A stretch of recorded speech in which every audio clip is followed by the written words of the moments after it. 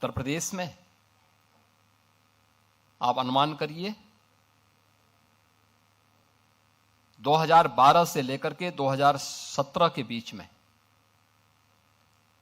900 से अधिक दंगे हुए थे। अनुमान कर लीजिए, कोई सिटी ऐसी नहीं थी जहां कर्फ्यू का दौर उस सिटी के अंदर न गुजरी हो।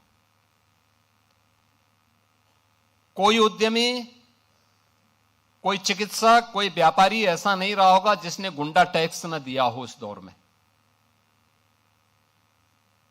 अराजकता चरम पर थी। यहां का युवा पलायन करता था।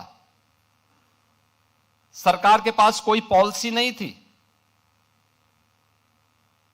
परिणाम क्या था? जब सुरक्षा नहीं होगी, जो पहले से उद्यम थे वह भी यहां से प्लान कर रहे थे। जैसे तैसे वे भागने के लिए मजबूर थे। यहां पे सब जुनेजा जी अपनी बात को कह रहे थे, ये उनकी अपनी पीड़ा थी, जहां उनका बचपन बीता।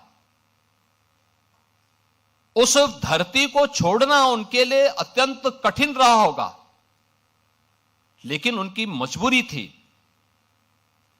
कि उन्हें अपनी सुरक्षा भी चाहिए थी। और केवल एक जुनेजा जी की बात नहीं थी, ये उत्तर प्रदेश के हर उद्यमी की, हर व्यापारी की, हर उस व्यक्ति की पीड़ा है जिसने उस दौर को देखा है। 2003 से लेकर के 2017 के बीच के उस दौर को देखा है, जब व्यापक कर्फ्यू में अपहरण के लिए यहां पर अपहरण होते थे, फिरौती वसूली करने के लिए।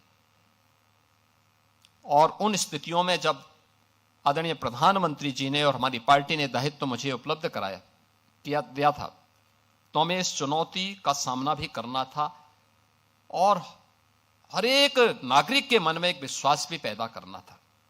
स्वाभाविक रूप से यह हम पिक एंड चूज से नहीं कर सकते थे।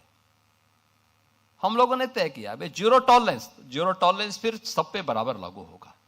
अगर अपना व्यक्ति भी गलत करेगा तो उसके लिए भी वही कानून लागू होगा जो एक माफिया और अपराधी के लिए लागू होगा।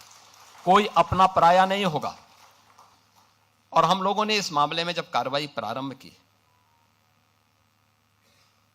प्रयास तो किया कि कानून के दायरे में रह करके करें, लेकिन बहुत बार होता है, आप भी इस बात को समझते होंगे, भाई अगर सामने वाला व्यक्ति कानून से भयभीत नहीं है तो फिर उसको कानून के दायरे में ला करके कानून की भाषा समझाना तो फिर तात्कालिक परिस्थिति हो जाती है। बहुत बार लोग टिप्पणी करते हैं कि पुलिस ने गोली क्यों मार दी। अगर पुलिस गोली ना मारी तो क्या पुलिस गोली खाए? ये दोनों काम एक साथ नहीं चल सकते। अगर उस अपराधी को गोली चलाने की स्वतंत्रता है तो पुलिस के पास भी हमने इसलिए पिस्तौल दी है कि वह भी उसके सामने उसका मुकाबला करे। उसका प्रशिक्षण इसी बात को लेकर के हो रखा है और उसको जिस भाषा में समझे उस भाषा में उसको समझाने का काम करे। और उस भाषा में जब समझाया गया, आपने देखा होगा पिछले 9 वर्ष में बड़े बड़े पर्व और त्योहार हो रहे हैं, सारे सकुशल संपन्न हो रहे हैं।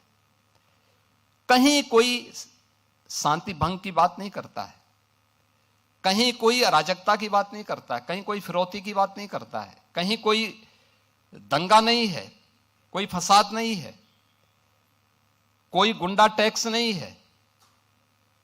आज कहीं भी इस प्रकार की स्थिति नहीं है और उत्तर प्रदेश निवेश के एक बेहतरीन गंतव्य के रूप में अपने आप को स्थापित किया है।